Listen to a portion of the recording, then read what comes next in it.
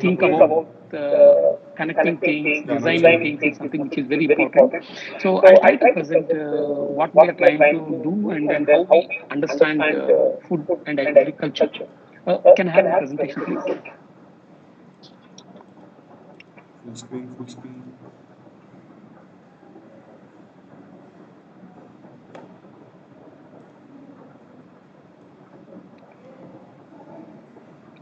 नहीं हुआ क्या? So once again, welcome to this discussion. I work with the Center for Sustainable Agriculture as an agriculture scientist, and is also Sahaja Aharam, which is a farmer cooperative which directly markets food to the consumers. So Sahaja Aharam in Telugu is eating natural food. That's the Sahaja Aharam. So today we will be discussing about making right choices for food, because we are what we eat, and what we eat is what is grown. So obviously our choices influence agriculture. The choices farmers makes on the way food is produced also influences our health. We will try to look at how these two are connected and what we can do about it, and how your expertise, knowledge can be also be applied to farming or food, or otherwise even in your consumption, what changes you can make so that you can become more healthier, as well as how farming can become more sustainable. So that's the outline which I have in my presentation. Next, please. So CSA we started nearly 20 years back, and today we work across the country. Our core work is in Andhra Pradesh, Telangana, and Maharashtra. These three states. We chose these three states because these three states were in deep crisis apart from Punjab. So Punjab, Maharashtra, Andhra Pradesh, Telangana, these are the core states we started our work in 2004. And since then we were working across the country. And today we work with nearly about 3 lakh farmers. 3 lakh farmers, and nearly 40,000 farmers have shifted towards organic farming, and about 60,000 farmers are into good agriculture practices, pesticide-free production kind of thing. So that's a transition process which we are trying to do. And we also try to organize farmers into cooperatives so that they can sell their products together or plant together, because India has a large number of small farmers. So the average landholding in India is just about 1 hectare. And there are many states where the landholding is less than 1 hectare as well. Look at globally, average landholding in, say, Germany is around 60 hectares. And landholding is about 160 hectares. So given that kind of situation, we can understand how small our farmers are. And there's a large number of small farmers. So 85% of Indian farmers are very small, who has less than 1 hectare of land. So given that situation, collectivization only can help them to shift toward. Collectivization can help them to do better and also can link to the market. And we also do, when we help farmers to make a transition towards organic and natural farming, there is also an expectation whether the quality which is claimed that it is organic, chemical pesticides and fertilizers are not used, whether they are right or wrong, whether they are reliable. So there is a verification process in the country, and CSA is another organization. So we also have a subsidiary which works on certification. So we today work with nearly about 1 lakh reports across the country in terms of certification as well. And CSA works on several aspects of farmers' livelihoods, because today, on average, the income of farmers is around a lakh rupees, just 1 lakh rupees per annum. 1 lakh rupees per annum. And you can imagine what would be.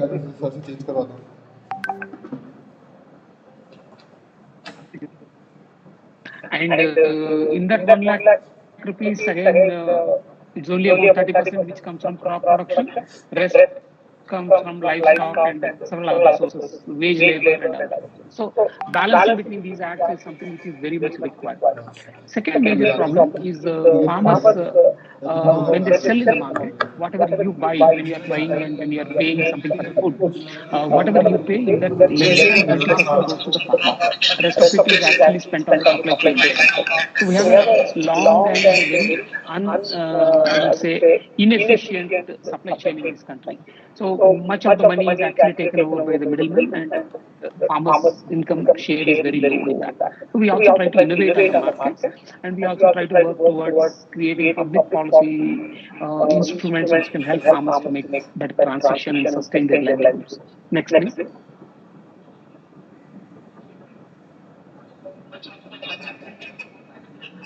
Next slide, please.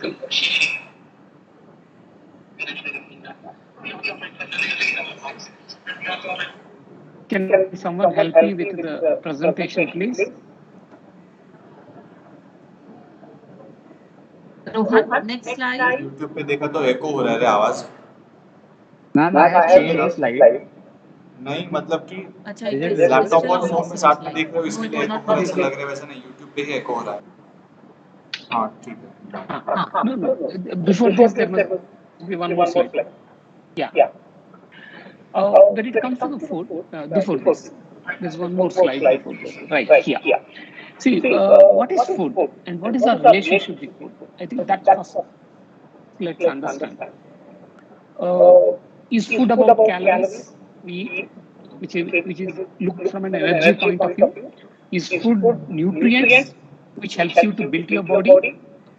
Or food is an emotion, because it's also, we also connect food a lot with the emotions as well.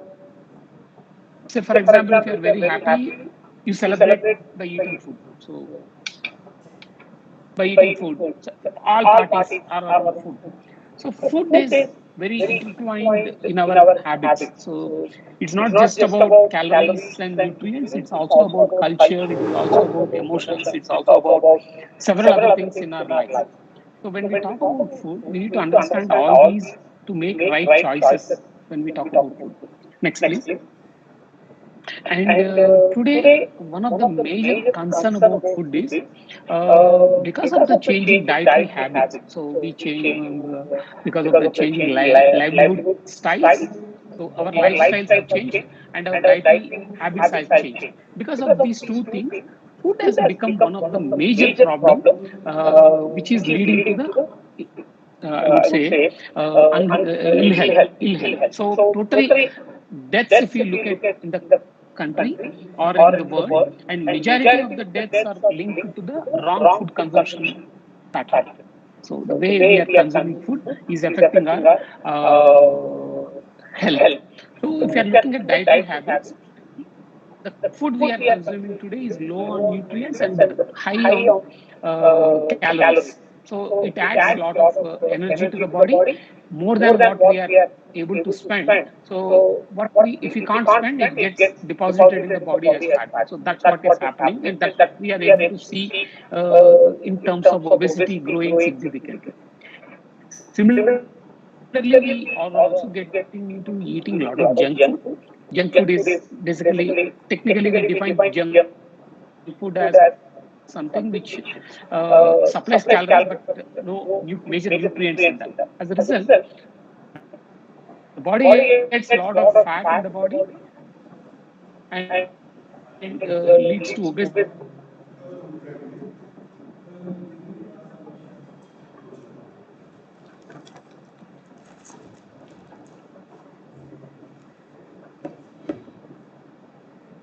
अटका है ना, तो वो दिखेगा उधर YouTube पे।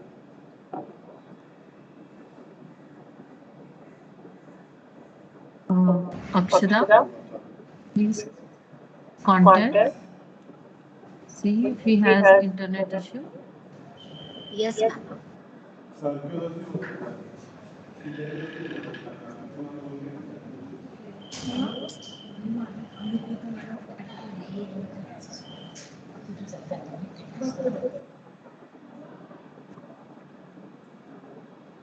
I'm sorry, there is some problem over there.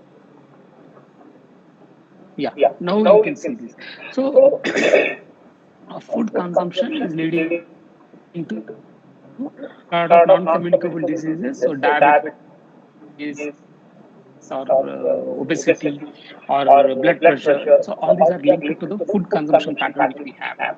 And there is also a lot of unsafe food which we are consuming. So it's about because of the chemical pesticide residues, antibiotics, growth hormones in food, and also the new synthetic products which are coming up, genetically modified crops which we are seeing, and the preservatives which are added to the food while making, and then adulteration. So all these together make life lifespan.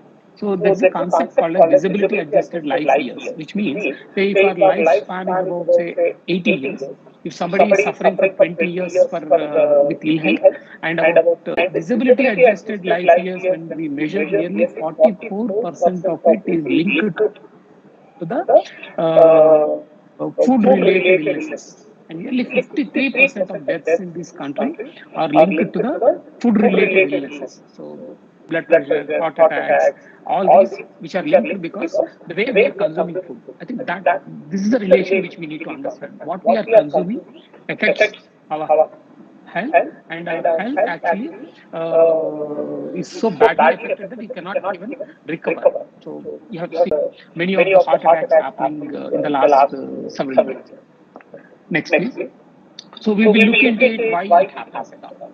First, let's look at the major problem, major ingredients of the food which is causing the problem. If you look at, this is a fat, salt, and sugar. These three actually impacts our health significantly. Approximately, healthy individual should consume about, say, 50 to 30% of the food, that of the total calories, 15 to 30% should come from fat, and we should only consume about 5 to 6 grams of salt a day, and 20 to 25 grams of sugar a day. And carbohydrate should be around 55 to 75. I'm talking about hardworking people who do daily physical work as well. So people who move around, do physical exercises, etc. Carbohydrate. And then about 10 to 15% comes from proteins. This is a normal intake we should have. But what is happening is we take much more than this, much more than this. These are the recommendations for the adults. These are the recommendations for children. Uh, Beyond this, whatever we take is very harmful. There's also a lot of discussion going on with the government to label the products as well. So on the food packets to label in terms of fat, salt, and sugar. So FSS is what we call. So there's going to be a label. Finally, Government of India agreed on this. So they're going to label the products on high fat, high sugar, high salt content in the foods as well. Next.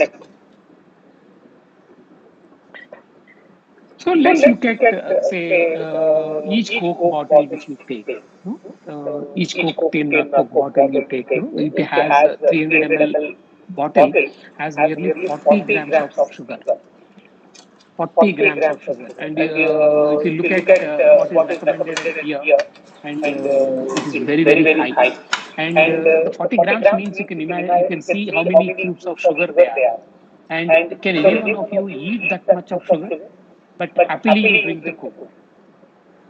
So your quota is over, and that adds to your body. I think that's where problem lies. It adds a lot of sugar to the body, and that's so excess that body cannot take it, and it's converted. It converts sugar into fat, and then fat gets stored in the body. So obesity is actually directly linked to this one. And your body also, your physiology may also get affected, and it may not be able to digest the sugars. And that's where actually you get into the problem of diabetes as well. And similarly, fat. You look at, say, chips, for example. A 100 grams chips has 33 grams of fat, and nearly 57 grams of carbs, and 3.5 grams of salt.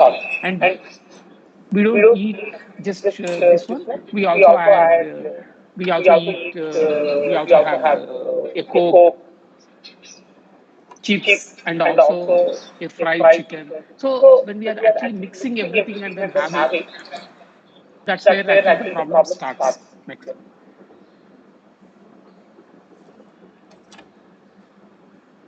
So what we need to look at is, we need to look at how we can have healthy food. So when we talk about healthy food, the food which we eat should have all nutrients together. So the food we are eating should support all the nutrients which you need in the body. So how do you actually identify what nutrients are there? We all hear about vitamin A, we all hear about vitamin B, vitamin C, vitamin D, and also several minerals we hear. But how do you actually identify? Easy way to identify them is the color of the food. So each color actually represents a food. nutrient. Say for example, the yellows and oranges which you see, the yellow and orange vitamin A. So if the food is more rich in vitamin A, it will be more orange in color.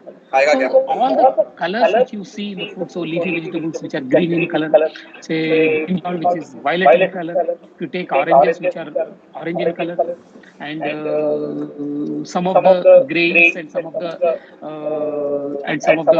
edible oils which are yellow in color. So all of them actually represent nutrients. So when you are actually consuming food, your plate should be very colorful.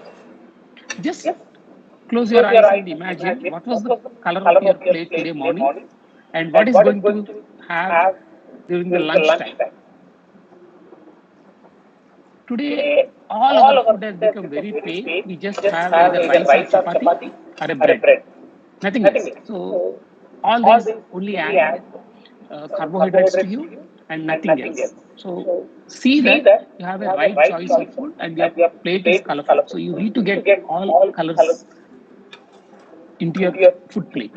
And when we talk about colors, it's not the added colors, it's the natural colors which you need to look for. Next. And one of the important thing we also need to look at is food habits. Traditionally, India is an agriculture-based country, so all of us used to work hard. So parents, forefathers, uh, much more beyond that. All of us work in fields, so we used to do hard work in the fields. So food habits evolved from that.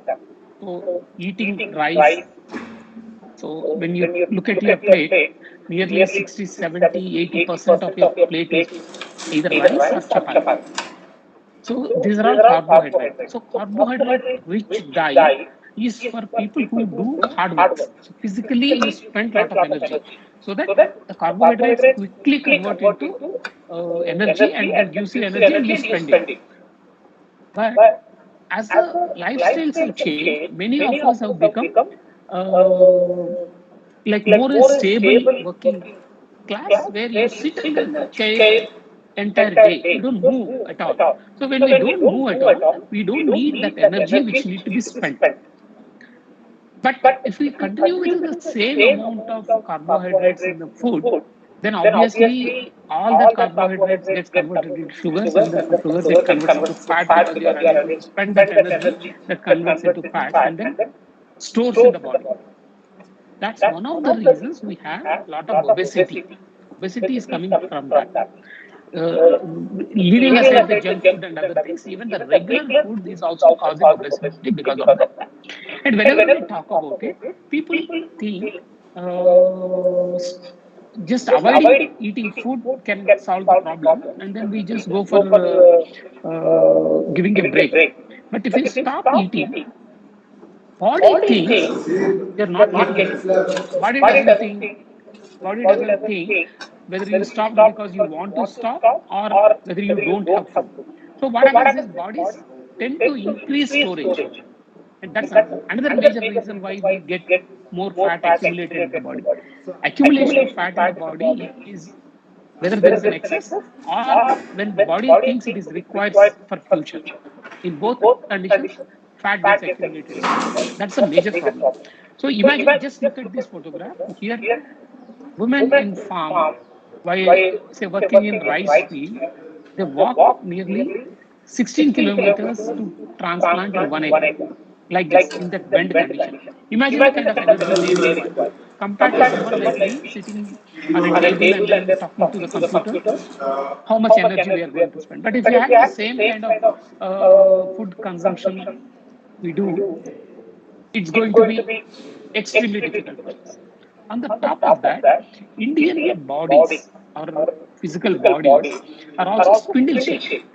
Unlike the Western physical body, we are cylindrical. So they have top to bottom, they grow in the same proportion. Whereas in India, the center portion of the body grows bigger compared to the top and bottom.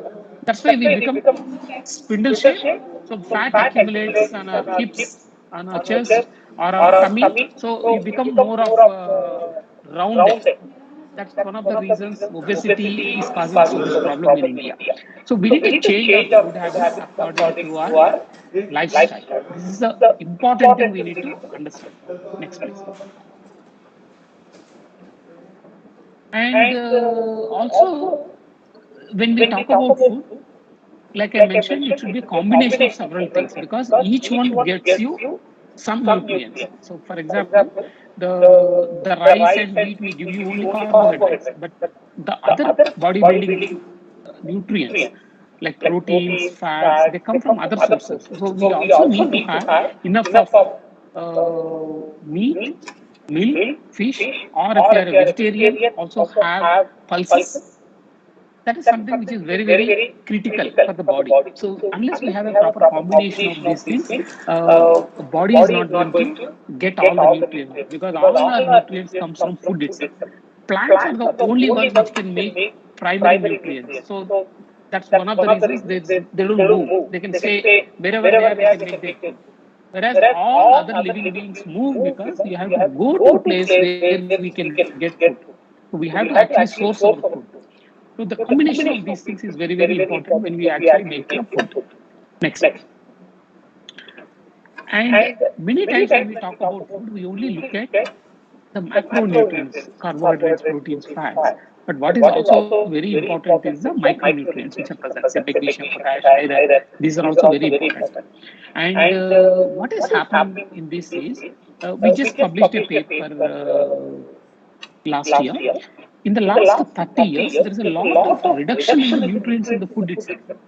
So we may be eating leafy vegetables and expect that they have, say, folic acid, they have vitamin A and all. Practically, they are not having. We may be eating some food and then expect that it has magnesium, so it supplies magnesium, but it is not. So all our D deficiencies and then vitamin A deficiencies, what we are seeing is because food is not having the nutrients it requires. And this is the problem which we need to understand why this problem is coming in. Next. And this problem comes because your soil is getting depleted. So the nutrients which are present in the soil is what comes into your food, and what comes into your crop is what comes into your grain, and then that's the grain which you are eating, or the leaf, and then that's the leaf which you are eating. So if your soil doesn't have those nutrients, your plant will not have. If the plant doesn't have, your food will not have, and if your food is not having, you will not have. That's the important cycle we need to understand. And all the nutrients which human beings are require are all present in the soil. And if the soil is depleted of these nutrients because of the bad agricultural practices, your food is depleted. And if the food is depleted, you're also nutrient deficient. And that's one of the reasons today in India, there is a nearly 45% of the children are malnourished. And if you look at anemia, is very prevalent across the country. And whenever we discuss about these things, the solution which the industry comes up or the government comes up is saying we'll fortify food. So we will add vitamin A, or we come up with a genetically engineered product which has more nutrients, kind of thing, rather than actually focusing on improving the soil health. So if the soil health can be increased, all the food can come back. So without looking at how do we improve soils, but just focusing on getting nutrients is not going to happen, and that's what is creating the another major problem today in terms of health. So healthy soils are the key for healthy life. Next. So what we need to do is shift towards eating whole foods. Whole foods means less processed. So for example, if you're talking about rice, don't look at rice which is highly processed and then looks very white, because the outer layers of the rice which has these brown layers are the ones which actually carry the nutrients. Like I earlier mentioned, all these colors are the nutrients. So you're actually throwing away all the important parts of it, and then you're eating the that white rice, and that brown one which you are actually throwing out is actually picked up, and then all the nutrient supplements which you eat, say it could be Horlicks, it could be Bornvita, or it could be many other things which you are buying in the market, they're all made from what you are actually throwing out from your rice, or what you are throwing out from wheat. So when wheat is made, say the outer layer is taken out and the central core is what is used to make maida. Outer layer is used to make Horlicks. So imagine what is the nutrient content in both. So what you need to look at is focus on whole foods as far as possible, less processed, and processed to the extent it becomes palatable. So that you can eat. So many things you may not eat, you may not be able to eat directly. So focus on less processed, unprocessed products rather than looking at highly refined products. Say, for example, if you look at edible oils, cold pressed oils are far better than the super refined oils which are available in the market. What happens is the super refined oils are extracted by heating the oil. And the moment you heat the oil, most of the nutrients will evaporate. So you will not have those nutrients finally present in the edible oil. And that's one of the, but they do it because you can extract more oil and also you can increase the shelf life. So the gunny oils which you get, cold pressed oils, are the best. So you should look for such things. Next.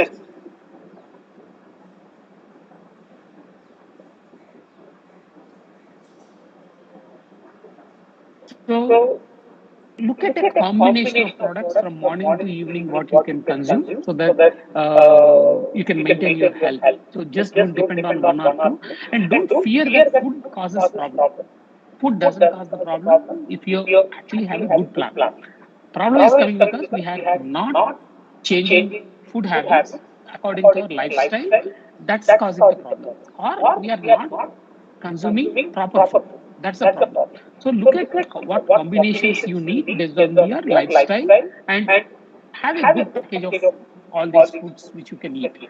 I'm not getting into each individual one and then explain because you can read it. I'll also circulate the presentation. So food, what you eat should be based on what you require. What you require. Just don't make it a habit that since traditionally we are eating rice, we should eat more rice. Or just because you are very happy, don't spend a lot to eat more of sugar-based products. So I think that's what we need to look at next, and look at balancing between these things. Second area, major area is also what we eat is what is grown in the farms. So in the farms, if there are more fertilizers used, if there are more pesticides used, all of that comes onto your plate. All of that comes onto your plate. So whenever we are eating something, we never even think about what food has done to the environment or to the farmer before it comes to your plate. We are not even worried about what food is doing to us.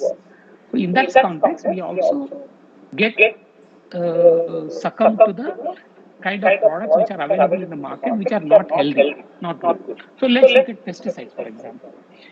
Pesticides, whenever we spray pesticides, less than 1% kills the insects. The rest of the 99% either goes into the air or goes into the water or remain in the food.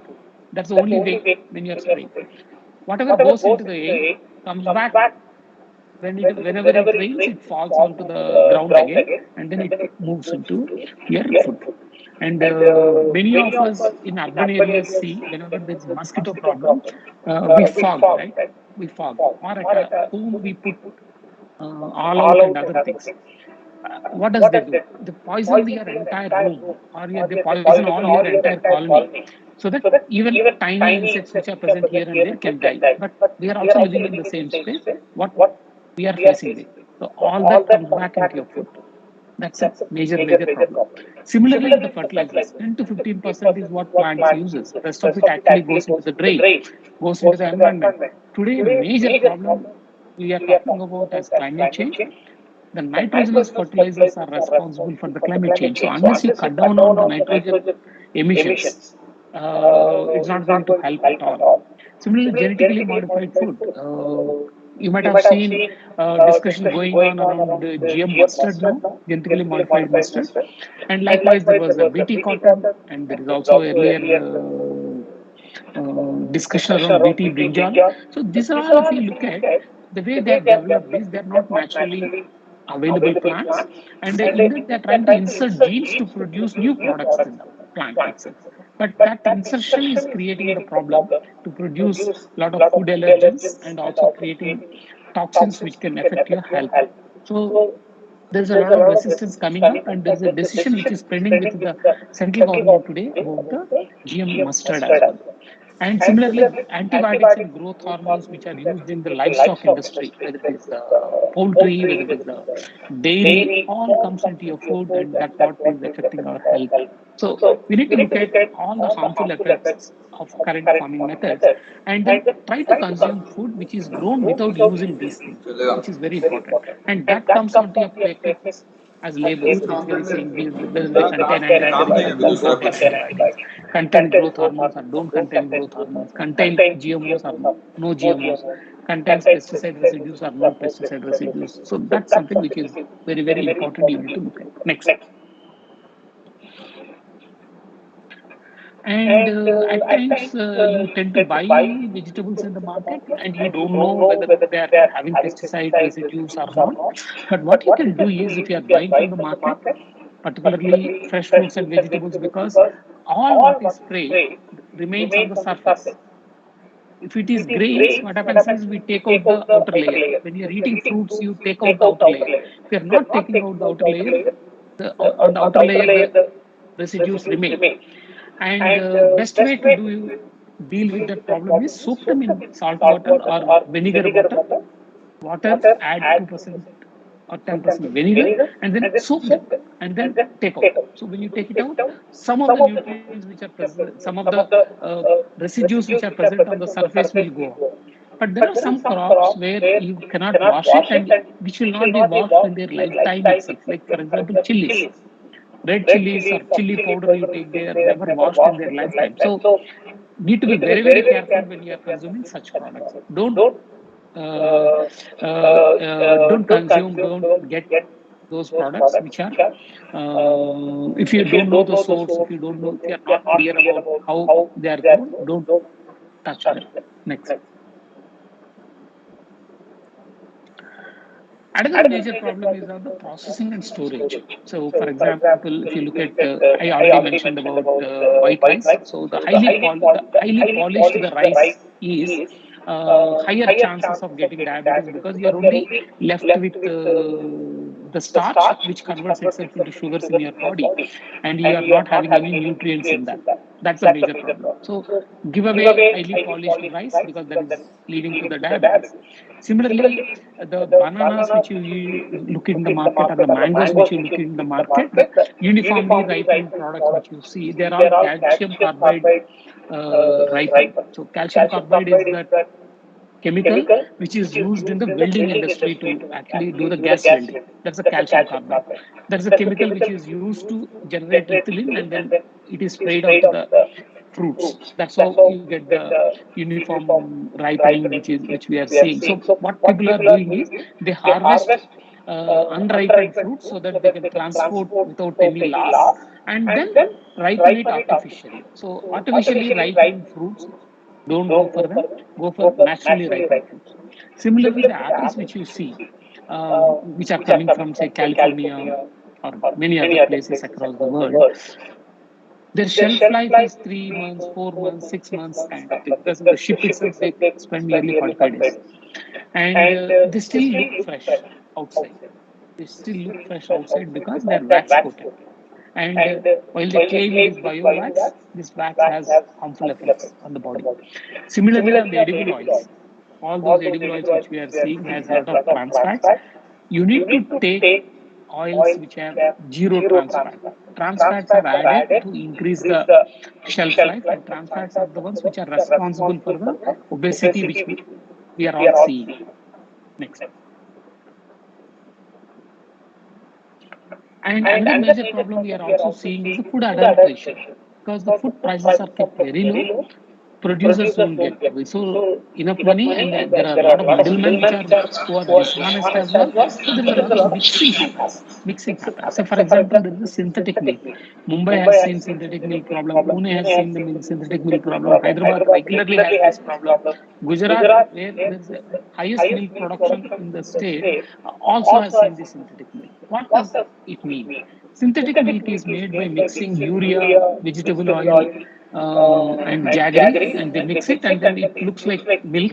And even your lactometer cannot test it. And that's available, and that's mixed into several milk brands today.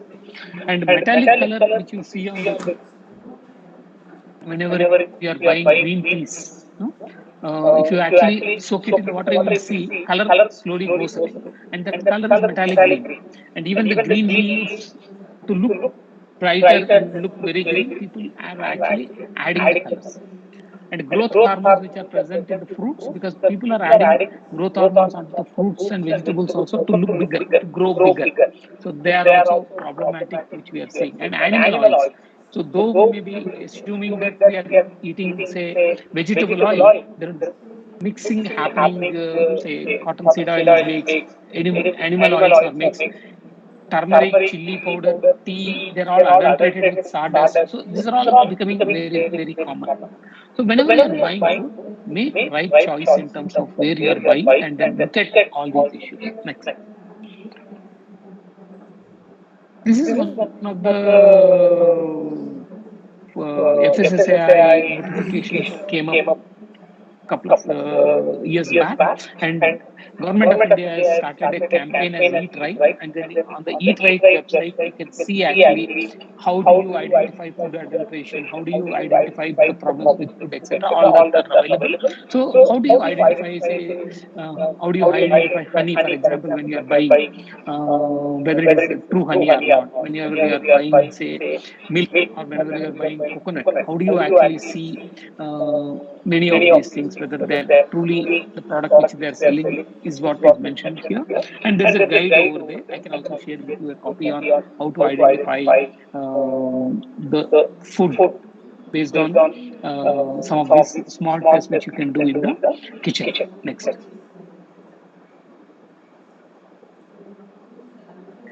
And now let's look at what is the food's relationship with the environment.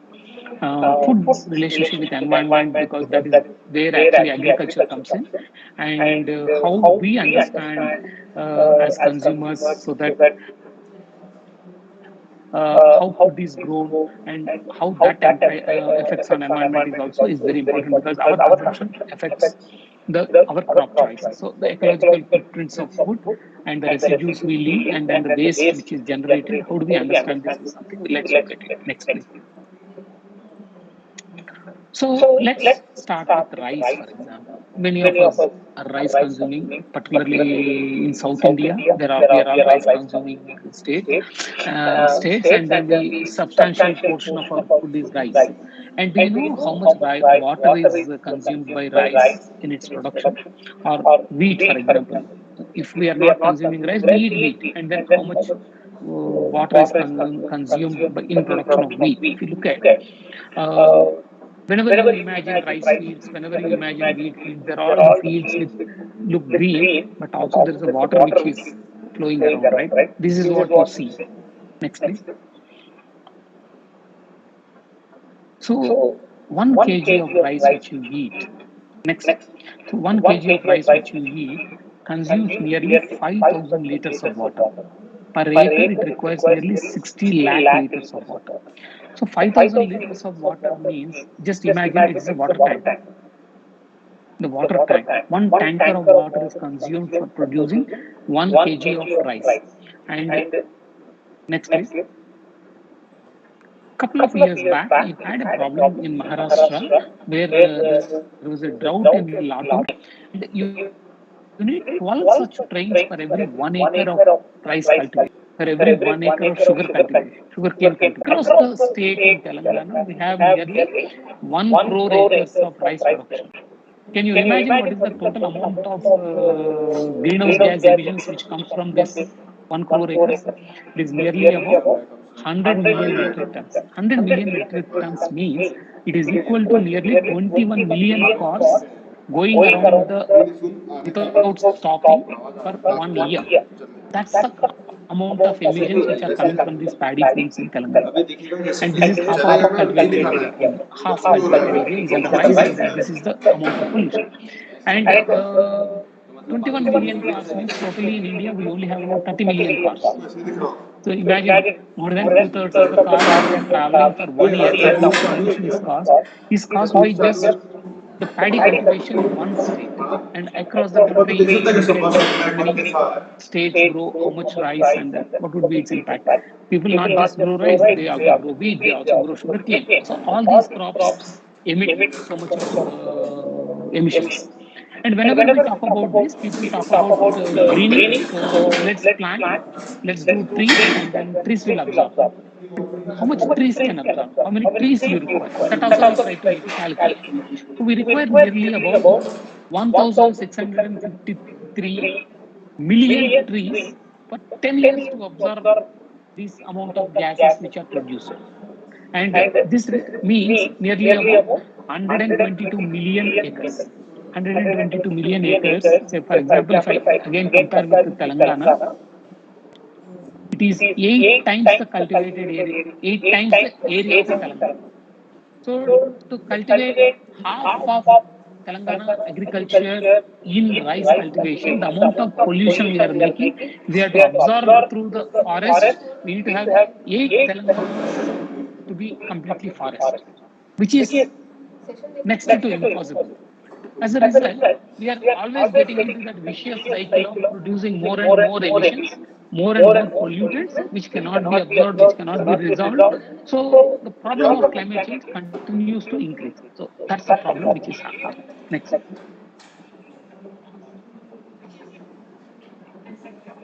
And as a result, there is a land deterioration happening. Significant land is going out of cultivation, and the data shows that nearly 30% of the land in India is unfit for cultivation. Next. Next, please.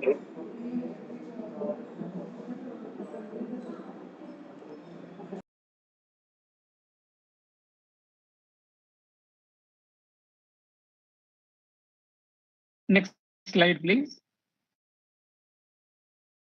Rohan, slide is not changing. Huh. Yeah. So this also has a lot of vicious cycles, I would say, because if you need more water, then you need to build more dams, or you need to pump out more water. If you have to pump out more water, then you need more electricity. If you need more electricity, then you need to mine more of coal, and if the coal exhausts, then you need to go for nuclear energy. So all these are highly interconnected, and we don't look at the interconnections. So these vicious cycles which are happening, say Punjab, for example, at some point of time, we all thought Punjab is the food bowl of the country. Today, it is actually the cancer bowl. Every household has a cancer patient. They actually run a train which actually carries the cancer patients from Batinda to Bikaner. There's a cancer train. Train is called cancer train. And that's the amount of problem which we are facing today. And Punjab farmers who are supposed to be, Punjab people who are supposed to be the most entrepreneurial across the world. If you see any city, any village, any town, you see there will be one Punjabi who will be actually doing some business over there. Very entrepreneurial farmers, but they are the ones who actually in agriculture feels they're very helpless if government doesn't buy their rice and wheat. You have seen last year Punjab farmers protesting over there. Nowhere you will see such thing in Punjab with Punjabians in any other sector. In agriculture, it happened because you made farmers very helpless, completely dependent on government, and then try to push all these things through the policy measures. That's where the problem lies. So it can only change if consumers start changing their food habits. They start demanding better food, good food, and the more you shift towards better choices, market will change, and then government also will start changing. For example, after almost 15 20 years of fight, this year government started talking about millets. This year government started talking about millets. There's a shift from talking about rice towards millets because there's a lot of pressure which was built onto the government, and also a lot of market pull which was created by many organizations across the country. So that is slowly making the change. So as a consumer is something we need to understand. And we never look at the interconnections between water, labor, and who is sacrificing and then who is actually gaining. For example, Narmada Dam, when it is built, so many people are displaced. So the people who get displaced never get any rehabilitation. They're all displaced. Today, with Polavaram, same thing happened. Across the country, in 1955, when Nagarjuna Sagar Dam was built in Andhra Pradesh, or the Bakaranangal Dam was built, and the people got displaced, they never got any rehabilitation over there. But that water is used for producing some rice, and then rice is today surplus, and then today we are looking for exporting. So whenever you are exporting, you are actually exporting water. This misery is never understood. So we need to look at it holistically. So our consumption, our trade, and other approaches, and also what kind of support we provide to agriculture so that people can make transitions towards more sustainable choices is something which one need to look at. Next, please. So let's come back to another major problem, particularly the Punjab-Delhi story. Every year in winter, we are seeing Delhi is completely fogged. Aeroplanes cannot land, and people cannot breathe because the breathing is affected because the air pollution is increasing. The particulate matter is increasing significantly. And that's all coming from actually the stubble burning, which is happening in Punjab and Haryana. These two states, after the harvest of rice in the Kharif season, they burn the remaining stubbles so that they can sow the next crop immediately. And to actually remove them physically, they feel it is very expensive because rice prices are very low, so they simply burn. So the pictures which you are seeing here, the first picture which you are seeing, it was taken around 3 p.m. And you can see the kind of darkness which is there because it is not just 1 acre, 2 acres, the entire village burns it, entire state burns it. 1 crore acres in Punjab is burnt every winter. So after the Kharif is over. And that's the same time when you have winter starting and then there's a fog. So the fog and then the smoke, these two gets mixed up and your visibility goes down. So the visibility in November, December months in Delhi is less than 1 meter. So even when you're driving, you may hit your next vehicle. That's the kind of situation people are. And then the particulate matter increase is creating the problem. So all these are very, very interconnected. So if Delhi have to solve its problem of air pollution, it also has to solve the problem of rice production in Punjab. Without doing that, expecting that we'll make a rule that stubble burning should not happen will not solve the problem. So these are all very interconnected things which we need to look at. Next. Similarly, food waste. This is again, many of us commonly observe. Whenever you are driving on a road, you will see a van going with all this stinking food. And why that is happening? Why that is happening? That is happening because your food is also there. Whatever you have thrown out in your kitchen is also in that same van. That's what is happening. So can we look at how we can separate out the wet waste from the dry waste and then compost your wet waste? Don't ever throw out. Throw out only those things which you cannot compost. Do composting at home, do composting at the college, do composting at the colony level so that waste doesn't go out. Whatever waste can go out of your house, college, or your colony should be the one which you cannot recycle. Whatever you can recycle yourself. I think that's the best way you can deal with that. Reduce food waste, and whatever comes out, because kitchen waste you cannot avoid, or excess food you cannot avoid. So compost it at home level. Very easy processes are there which you can make. Next.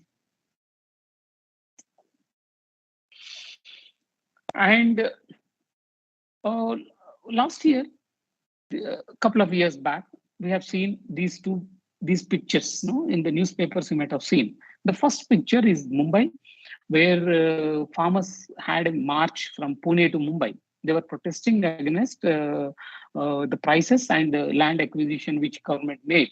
And they were all walking. If you look at any dharna happens during the daytime, but it was happening on the night time because it was, I remember the date, it was March 12th, and they were all walking silently in the night because that's the day when actually exams began for the students. So they don't wanted to disturb the traffic, nor they wanted to shout and disturb the people. So they simply silently marched over. So when they are having that concern, are we actually showing the same concerns on them? Is something which we all need to rethink. Similarly, we have seen the people walking during the COVID, when the vehicles were stopped, when the transportation is stopped. We have seen long marches happening, all people walking around, right? And we all thought this is because first time happening because of the COVID lockdown, but not true. It is happening every year. These are all migrant workers. These are all migrant workers because they can only grow one crop in a year. They have small pieces of land and they can only grow one crop. Second crop, they have to find some work. So they have to go out and then work somewhere. That's what is happening. There is more than 7 million migrant labor in this country. So they go back in April, May to their homeland, and then they grow the crop because during the rainy season and come back to work in urban areas. That's what is happening. Unfortunately, lockdown happened during that period, so they have to walk down because if they can't go home during that period, they cannot grow their crop. If they can't grow their crop, they won't get that 50, 60,000 rupees or even 30, 40,000 rupees, which they may get from that crop. They're desperate to go and do their farming. That's the situation. Next.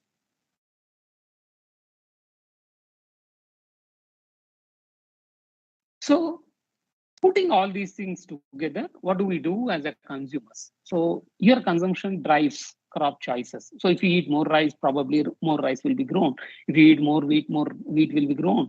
If you are if you don't want organic food, if you are very concerned about the prices, and if you are want to cheaper food, obviously it will be grown using more chemicals. So the production practices and crop choices are influenced by your consumption choice. Your health and your environment is also affected by the consumption choices you make. So make right consumption choices. Next, please. And it's not just consumption, it is also about your purchasing behavior. Both affects the environment and farmers' lives. So what we are trying to do is to innovate on the market so that people can make right choices. People can also buy directly from the farmers. We try to do a lot of efforts in terms of direct marketing where consumers can buy directly from the producers. We also created a platform where even small stores, if you want to directly buy from the farmers, you can directly buy. There's a B2B platform. And also about quality assurance, we have set up a system where it can be traceable. And we also do a lot of consumer awareness programs where people can understand about food and then make right choices. We also help farmers to make local value addition. And if any one of you are very interested about food, and then you have good recipes which can be shared with the rural entrepreneurs, rural women who can make some of these snacks, some of these products, you're always welcome to help us out. Next, please. So in this process, one of our most successful work is around Sahaja Aharam. So that's where actually we started these stores. These stores are all owned by the farmers cooperatives. So they sell directly to the consumers. And whatever is sold in this store, nearly 60% goes back to the farmer. In the regular conventional market, it is around 20% which goes to the farmer. Say, if you're buying tomatoes at 20 rupees, farmer in this market, farmers will get about 10 rupees. Other market, farmers get about 2 or 4 rupees. So that's where actually the difference lies. You may not be paying more, but they're paying marginally higher. But because of the supply chain efficiency, you pay more to the farmers. So make right choice. Buy directly from farmers, buy from cooperatives which sell directly. I think that is something which is very, very important. For you, 10% increase in your food price may not be very high, but it makes a lot of difference for the farmers in their lives. Next. We also started something called as a fresh box in Hyderabad. This is now run as a pilot. We'll be extending it to other areas as well. It is so each one of us have to consume nearly about 450 grams of fruits and vegetables. So 300 grams of vegetables, 150 grams of fruits every day. Every day. So, but we don't consume so much. So what we try to do is to actually balance out for a family how much vegetables are required and what combinations of vegetables are required, and we deliver freshly. So it's basically nutritionally balanced box, and that box will be delivered at home. Is what we are trying to do in Hyderabad, and then probably we'll be extending it to other areas as well. So this is one initiative which we started, and they're all picked up directly from the farmers and delivered to the urban consumers. Next, please. We also started something called as the Benishan. Benishan is a farmer cooperative, another farmer cooperative like Sahajaram, but they are into fresh fruits and vegetables. And today they are doing about 40 crore business every day, every month, every year. And every day they sell about 15 tons of fruits and vegetables. So it's all women managed, right from the farm to the final sales. Everything is completely managed by the women. So they're able to do this. Next. And these are all small initiatives which we made where mobile stores are built. Some friends helped us to design these vans. So this is a store by itself. So instead of having a retail store, because the retail stores cost a lot of real estate cost.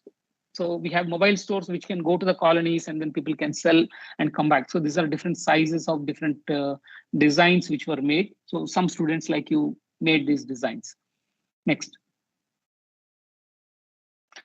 And last year, we also started an interesting initiative where the Balaji temple in Andhra Pradesh, so the Tirupati temple is, we could persuade the temple to go fully organic.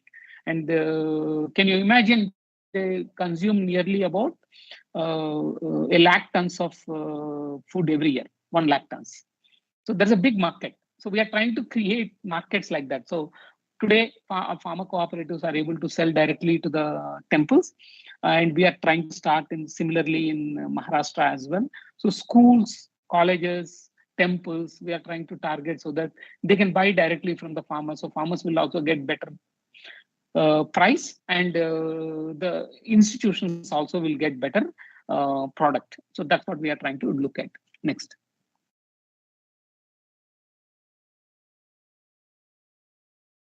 And we also help schools, colonies, and households to grow their own vegetables. Whatever little space you have, you can grow. Even in your rooftops, you can grow. If you have a small balcony, you can grow. Even if you have a small park, you can grow there. So shift towards growing these things so that it becomes much easier. We have in Telangana, we have 7 schools which grow their own vegetables today, and we teach children to learn how to grow their vegetables. Next. We do regularly courses for children so that we can green the schools. And they also can learn practically about how to grow, and then how to understand natural resources, how to understand the food. All this will happen with them. Next. These are all urban gardens where people can grow their own vegetables on the rooftops. You can grow just by having around 6 inches of compost layer. You can grow any of the fruits and vegetables under your rooftops. Next. So that can be integrated into your the whole architecture. And we work with the Hyderabad chapter of Indian Green Buildings Association. So we regularly work with them, and then they're actually designing one of our institution as well, how we can make it green. Next. And your house can be really, really green. This is my house. And as architects, if you can focus on how we can integrate all these things together, you can recycle your food, you can recycle your water, you can grow your own food. That's something which is be very, very helpful for the people. And it also spreads message to others as well. So as consumers, before I conclude, again, the same message I say, we need to be concerned about food, because what is grown is what we eat, and we are what we eat. So be careful about it. Do as much as possible to increase the greenery, and in construction, or in consumption use very low processed products so that it will be much easier, and look at how you can recycle whatever waste is generated. I think that's what I would say. Buy directly from farmers when it comes to the food. Make right choices. Thank you.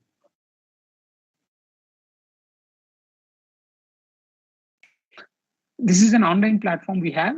You can see there are courses available for urban consumers also about growing vegetables, growing food. So we do regular courses. Yeah. Thank you. I think this is the last slide. Close it here.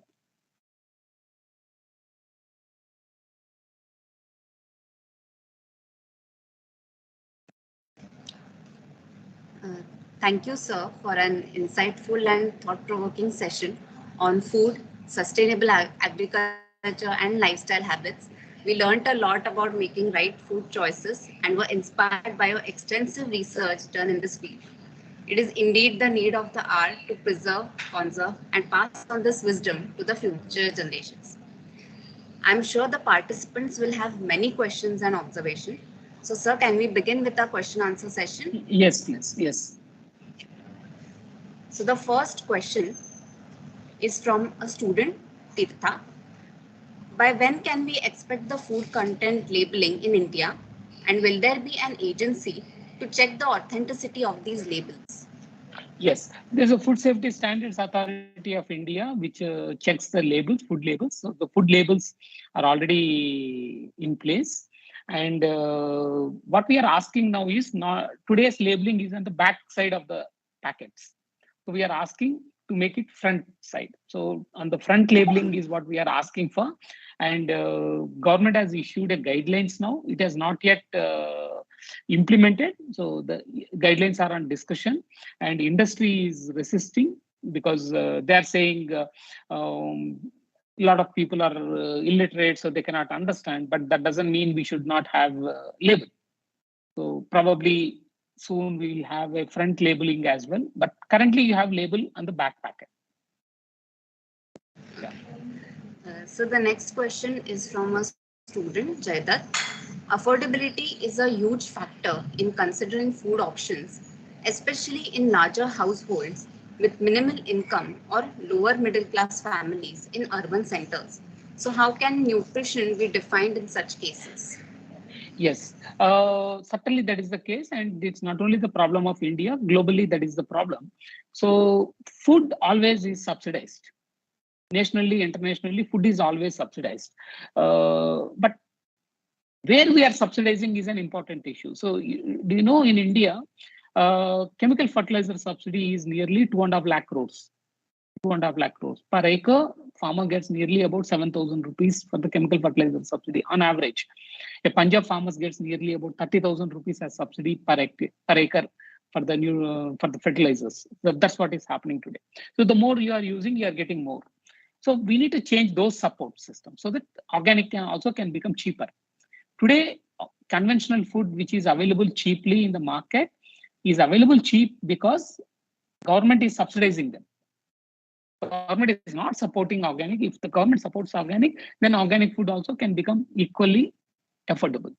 And similarly, for example, India runs a large program on foods, I would say, food security, you know, that PDS system, public distribution system. So for every kg of rice or wheat which you buy in the PDS shop, which is available at 2 rupees, government spends 37 rupees on that. Government spends 37 rupees and the consumer is paying 2 rupees. But if the same thing can be done for, say, if the same thing can be done for millets, if the same thing can be done for pulses and edible oils, people also buy other food also. So for poor, there should be the support systems which are available.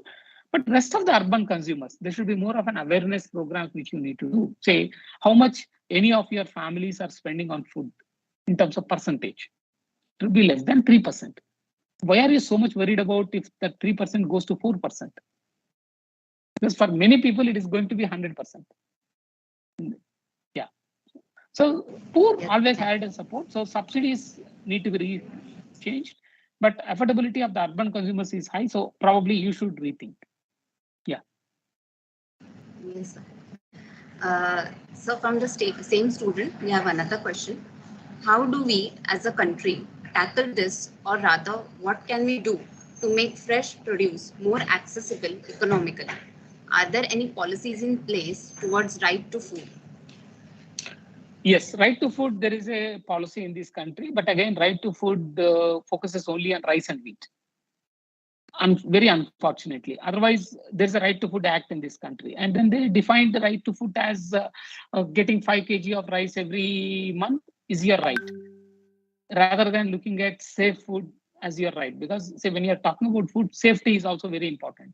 And when your water is not potable, so you're not able to drink water because of the high pollution, and you have to buy water. And when your water becomes 20 rupees, and then if your rice is available at 20 rupees, what difference it makes?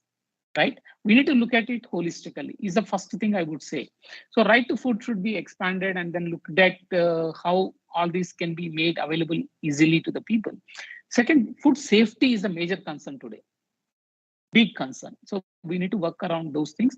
And there are laws in place, but unfortunately never implemented. Yes, sir. The next question is from Professor Murmai. Thank you for the presentation, sir. We would like to know your thoughts over commercial plantation of food oil plants like palm oil and its use as the same is not part of traditional Indian food preparation. Yes. See, oil palm is a rainforest crop. So it's areas like Malaysia, Indonesia, which are more suitable for that, not say Maharashtra or Rajasthan kind of thing. Unfortunately, oil palm also takes a lot of water. For every kg of edible oil, if you take, it takes a lot of water. But because of the government push, it is happening.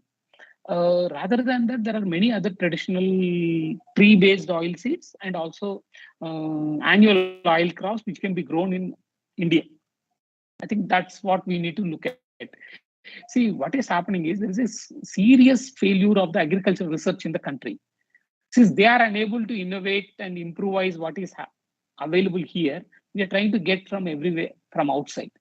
Whether green revolution borrowed from America or oil palm borrowed from Malaysia or any of that sort, that we are trying to do is to get from others. Unfortunately, local knowledge development is not happening. But coming to the palm oil consumption per se, palm oil is a good oil. Compared to many other oils, palm oil is really a good oil. And in Indian market, nearly 50% of the palm oil is used in the cosmetic industry. So all your creams which you use, all are made with palm oil. And similarly, all the snacks are made with palm oil because the longevity of oil is high. So the longevity is more. So it won't get rancid, it won't get spoiled. So palm oil is what is used in all the snack food market. So 75 to 80% is only this market, snack market and the cosmetic industry. Not so much for the individual household consumption. Very little goes into the household consumption. That goes only as part of the public distribution system. Okay, sir. Thank you. Next question is from Professor Akshita. So what is your take on the new age fad diets that have been highly marketed as the fastest way to stay healthy? Also, introduction of varied water purification machines, for example, Kangen, etc. How true are these products? Yes, very important question. In fact, I missed the talking about it. These are really food fads, I would say. These are all food fads, certainly. So, for example, keto diet. Lot talked about keto diet is very unhealthy. See, ketolysis, from which actually keto comes, is a death process. When you avoid eating food, your body starts melting the fat which is available in the body. Like I mentioned earlier, your body tends to store more because whenever you don't have food, it breaks it down and then make it available as nutrients for you. That's a process. And when body doesn't get any food from outside, it actually starts releasing food from inside. So that's where it happens. So that's a keto diet. So don't go for that unless it is suitable for you and unless it is very essential for you. Similarly, keto diet or drinking vegetable oils. So there is one more diet which they talk about as vegetable oils. Similarly, vegan saying all animal food is bad and then going only for vegan. See, all these are fads. You need a balanced diet, and that balanced diet should be based on your lifestyle. That's what you need to look at. Whether protein comes from the pulses or it comes from meat, your body won't differentiate. Your body actually digests everything and then makes it available. What happens is couple of amino acids are not present in the vegetable foods. So they need to come from the animal sources. So either it is from an egg or from a milk, you need to get it. Otherwise, all are available in the plant sources as well. So most of the proteins and other, but you need a balance of those things. So rather than getting into a fad, look at scientifically what is required for you, and then make your choice. So the lifestyle choices is something which is very important. If you are a person who sits and then works for long periods, if you are not actually moving out and then not doing more hard work, reduce your carbohydrates in your diet, increase your proteins. That helps. Increase your proteins. And more fat-based food, which is promoted as keto diet, is very harmful. Don't go for it. Yes, thank you, sir. Next question is from Professor Dhaval. Do you think the food regulation authorities should have more stringent norms while giving permissions for certain food products that may have obvious long-term negative health effects? Like the slide which spoke about Coke having excess sugar. Also, should the authorities have a more stringent control on the way such products are marketed and advertised? Example, warning messages about certain ingredients such as sugar or probable health risks associated with consumption, etc. in advertisements. Yes. So that law, a couple of things on this. One, there's a discussion going on with the Food Safety Standards Authority of India to come up with the front labeling, particularly for the food which mostly consumed by children. It should label basically about high sugar, high fat, high salt label. FSS label is what we call. You need to mention it on the packet. And then we are also asking the government not to allow them in the school canteens and then the vicinities of schools, etc. We are asking for that, and then there's a lot of resistance. Unfortunately, what happens is the panels which take these decisions, they're all flooded with the industry people. Today, there is a biofortification committee which is established by the government of India, and then there are all the people who are actually promoting biofortification. Very unfortunate. So we need to figure out a way out of this. So food labeling is very important so that consumers can make a choice. And implementation is a serious concern because the Food Safety Standards Authority has a lot of corruption and also very little staff. So they are unable to implement properly, and whatever little staff they have, they focus more on the street foods. Basically, they rather than looking at the high-end areas where they can actually go and visit, say hotels, for example. Hotels and restaurants serve a lot of bad food, but they never check those things. They go and then check only these small people and then get a lot of, they try to get the bribes, etc. That's what is happening with that. Front labeling will help. Labeling on fat, sugar, and salt content in the food on the front part of the packet will help. And there is a request going on, and then there's a pressure we are all trying to build on the government as a consumers also. Let's see what happens. Yes, thank you, sir. Another question from Professor Dhaval. So these products, when launched in the market, affect the country's entire population, especially the youth, which is country's major contributing workforce, and is generally the country's largest target market segment for such products. Is the employment and tax revenue that such products manufacturing, marketing, and sales generate worth putting the entire country's population at risk? See, the way we need to look at these things. I'll take an example, for example. Let's take fortified salt. All of us are consuming iodized salt, right? And when iodized salt was introduced in 94, we were all told that iodine deficiency is a problem, goiter is a problem. How many people with goiter any one of you have seen? Very little. Goiter is not a serious problem in this country. Actually, iodine comes from water. It is present in the soil, so it comes into the water. So whatever water you are consuming is what you get. And adding iodine to salt brought in two major problems. One, uh, iodine is a sublimating substance. Any one of you, if you look at your chemistry books, you will see it is a sublimating substance, which means when you heat it, it evaporates. It won't, from solid, it won't become liquid. It will evaporate. So when you put salt into your food, iodine evaporates. So what you are consuming as iodine salt doesn't have iodine when it is put into your food. But it is all sold saying it will add. And whatever you are adding into your curd or when you are eating raw salt only goes into your body. So very little. But that little also caused the problem of thyroid today. So the increasing thyroid problem is because of the increasing iodine in your body. But who worried about it? But when government banned common salt, saying there is no iodine in that, and allowed only iodine salt in this country, a lot of those small people who were actually making those salt, say from Pune to Mumbai, if when you are driving, when you are going in train, you will see a lot of people making those salt, etc. All their livelihoods were affected. All those small industry which was making salt got displaced, and today you only have either Tata salt or Annapurna salt in the market.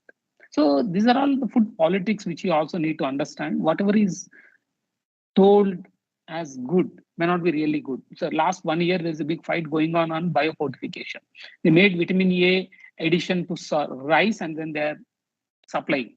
Vitamin A, for example, if it is added to the food, it is a fat soluble vitamin and then it accumulates in the body. And if it becomes toxic, there's a serious problems associated with that. Instead, you can actually make people aware about having more of vitamin A foods. Why are you adding it into the rice and make it mandatory for everyone? So industry, for the sake of its market, is trying, which you all need to be very aware of. Yeah. Yes. Another question from Professor Dhaval. When a consumer buys from a massive retail chain like Godrej Nature's Basket or Reliance Fresh, the consumer trusts the brand because of which they prefer to buy from there. The consumer feels that maybe the QA/QC would be good or the brand will only sell good things to protect its brand value. So the consumer's chances of getting better products is more. So the revenue generated is majorly brand equity through the quality may be similar to those sold in the local market. So what measures can be taken to facilitate the shift of consumer from buying from large chains to buying from farmer-run stores? Yes, I think this is something which one need to understand. In the entire country, this entire brand chains market is only 2%, 2.5% to be precise. And they are struggling and to gain more market. And in the process, they're actually killing the price at the farmer's level. They're trying to sell at a very cheaper price than the open market. So they are trying to sell at cheaper rate. So when they're selling at cheaper rate, what they pass on to the farmer is also very low. So if you're buying from big basket, when you're buying from big basket, you are paying for the vehicles. You are also paying for the Shah Rukh Khan and Amitabh Bachchan who are doing the advertisement. So you are paying for everyone, except for farmer. You are paying for that newspaper ad. You are paying for the newspaper ad. You are paying for all these things. So in your 1 rupee which you are paying, nearly 80% goes to all of them, and farmer will get only 20%. So try to buy from small stores which are doing good work. And now there is a also, say when we talk about quality assurance, there is also quality assurance systems alternatively established. Like I mentioned about participatory guarantee system. Today we are able to get farmers certified, and then every product which is sold in these farmer stores are also can be traced back to the producer better than actually these big industries are doing. And what we are also trying to do is also trace back the money which is going to the farmer. It's not just about the ecological footprints or who has produced it, but you will also know how much of what you pay is going back to the farmer.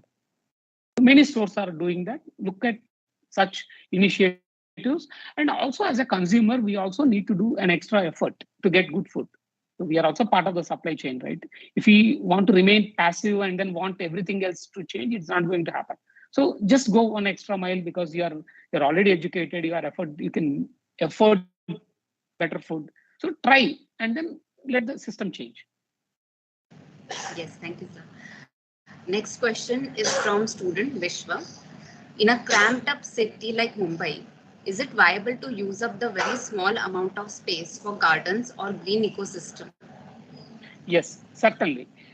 Even on the urban areas, on the rooftops, etc. If you calculate the entire rooftop in Mumbai, total rooftops available, if they can grow vegetables, it will reduce your temperatures. It will reduce your temperature. It will change your environment significantly. So today, the whole pollution which is caused by the vehicles, etc., if you have to go down, you need to have more greenery. So think more creatively, getting more greenery. So into the building designs you can come up with. So you just need about 6 inches layer of compost. So how that can be included into the design is what one can look at. You don't need a heavy containers over there. It can be easily be done. And increasing green cover can reduce the temperatures, and reducing the temperatures reduce your air condition requirements.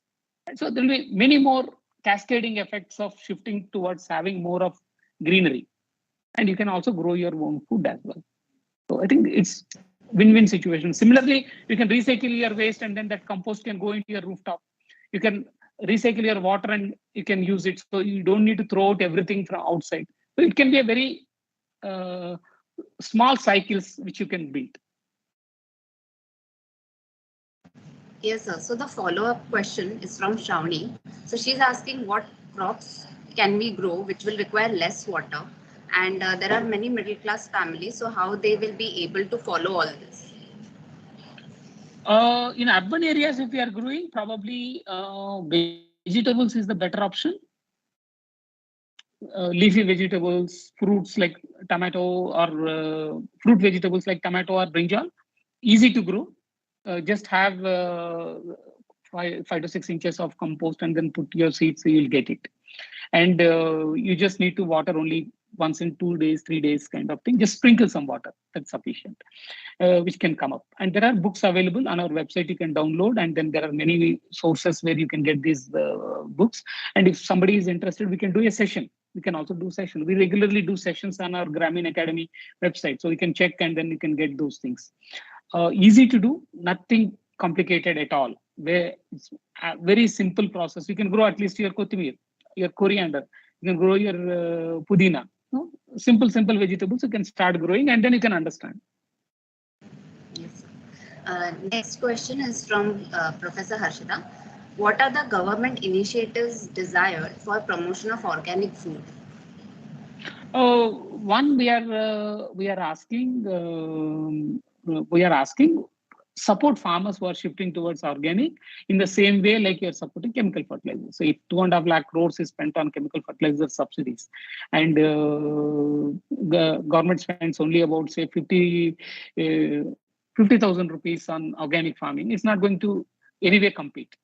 This year in the budget, Government of India announced a large program on natural farming.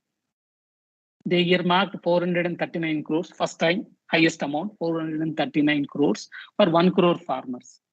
So how much it comes to one farmer? 439 rupees. They're expecting a farmer to shift towards organic farming just by paying them 400 and by investing on 439 rupees, and much of it goes into the advertisement and many other things. Nothing goes to the farmer over there.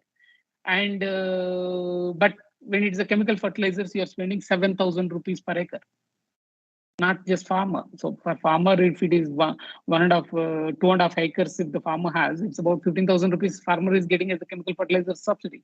But if they're going to organic, government is spending 439 rupees. So it's not going to work like that. So government has to equitable support one has to extend. Then only things can happen. And streamline the certification systems so that consumers also can have access to the backend source, and then credible food can be accessed. I think that's what I would say. Next question is from a student, Ara. So as architects, we are constantly building on land. How can we as architects ensure the health of soil? Uh, See, health of the soil depends on one, avoiding the pollutants. So all the pollutants which are coming up from the house or from the industry, which are going into the soil, is what is creating the problem. And uh, second is how do we recycle several of these ways so that the pollutants can be reduced. I think that's one thing we can look at. Second, also in terms of probably in agriculture also we have kind of planning designing as an architect. We call it as permaculture. How do we design landscape? Farms can be designed so that the water can be harvested internally. Like you do landscaping for parks, farms also we are trying to do that similar kind of landscaping. So how that entire land can harvest their water, how they can do the crops, what is suitable where. Like you test for your soil when you're doing a construction, you test your soil and then you make these designs. We are also trying to do those similar kind of thing. Probably some of this knowledge from architecture can be applied. Basically, I would say design thinking can be applied to agriculture. Probably we should discuss more about it, I would say. Yes, sir. Thank you so much. That was the last question. Um, Thank you, sir, for your enthusiastic responses to all the queries. There was so much to learn for all of us today. I would now like to invite our principal, Professor Alka Tawri ma'am, to share her views. Thank you, Dr. Ramu. It was a wonderful presentation, and I hope we wanted this young generation to start looking at food differently. The way Correct. you have spoken about, food is emotion. At times when we eat something, you remember your grandmother, nani, dadi, you remember things. Yes. And there are emotions attached to food also. Yes. If they can move away from Coke, if they can move away from these, Uncle, whatever those chips are there, potato chips, it will be a good thing. And yeah, it makes more sense if college canteens, stop providing these things, then they have to eat. There were a few more things like I was discussing with someone from South only, and she told us that the rice that we eat is from Philippines. Basically, it was the rice that is mass produced is actually from Philippines, and because it was an outside rice, we had the attack of pests on it, and that's how the cycle of using pesticide. I'm not sure whether that is correct or not, but yeah, this is true that millets were thrown out of our food basket, thinking that this is not the urban type of food people in rural areas eat. Now we are going back to, I've started eating millets now, Mhm. completely switched over to millet, stopped rice, and stopped the wheat also. And I'm finding a lot of difference in the overall The health and metabolism also. right. Yeah, it helps a lot. So everybody who is listening, if you can, ask your parents or you yourself can change to millet. It is a good thing for country, for water, and for soil also, and for your own health. There was something else that I keep noticing that Mumbai always has these sweet watermelons. Now, I remember when we were kids, watermelons were, kind of, whether it will be sweet or it will be, not sweet. And unless you've taken the first bite, you would not know whether the watermelon is sweet. Nowadays, we get all sweet watermelons. We get all sweet. The fruits are so sweet. I sometimes feel that, there is another type of uh, corruption going on where probably they are injecting fruits with saccharines or colors. Because I remember the watermelons were not always red. They were light pink also at times. And the light pinks were generally not sweet. So, when you cut and you say, oh, light pink means this is not going to be sweeter. But nowadays we get all sweet watermelons, we get all sweet. So there's a lot of, food related thinking is required at policy level, the way you you're saying.